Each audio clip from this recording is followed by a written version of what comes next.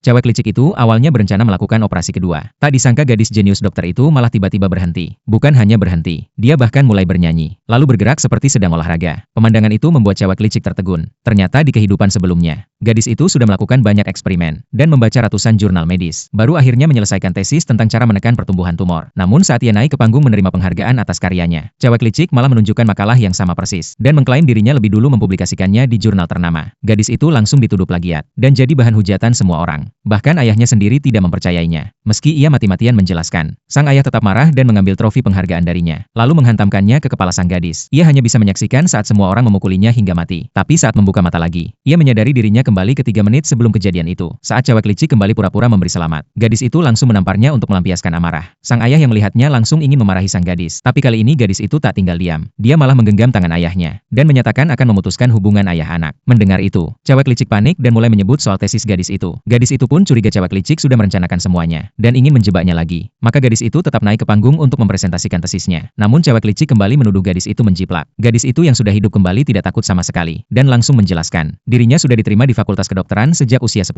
Usia 12 sudah menerbitkan makalah pertamanya. Tak mungkin ia menjiplak. Tapi cewek licik bersikeras bahwa ia lebih dulu mempublikasikan. Guru mereka lalu mengusulkan kompetisi langsung. Siapa yang lebih dulu menyelesaikan operasi dan menyelamatkan pasien, dialah yang benar. Cewek licik langsung setuju. Saat operasi dimulai, semua orang melihat langkah cewek licik sama persis dengan gadis itu. Bahkan teknik bedahnya pun tak berbeda. Gadis itu mulai curiga dan teringat pesan almarhum ibunya. Sebagai dokter sejati, tak boleh panik meski dalam tekanan. Lalu ia menoleh ke tunangannya dan menyadari tunangannya malah membantu cewek licik. Saat itu ia sadar mereka berdua bersekongkol. Maka ia mengubah metode operasi dan mencoba teknik rahasia yang diajarkan ibunya. Namun lagi-lagi cewek licik meniru persis. Gadis itu tetap tak menyerah. Ia berpura-pura menyebut meninggalkan kain kasa di dalam tubuh pasien dan mengusulkan operasi kedua. Cewek licik langsung panik dan ikut mengajukan hal yang sama. Tapi saat ia bersiap melakukan operasi, gadis itu malah berhenti bergerak. Cewek licik yang cemas pura-pura pingsan. Dan saat itu gadis itu menyadari, selama ia tidak bertindak, cewek licik tak bisa lagi mencuri tekniknya. Akhirnya ia memilih metode jahit lain yang berbeda. Namun ia malah terkejut, karena cewek licik justru telah menyelesaikan operasinya terlebih dahulu.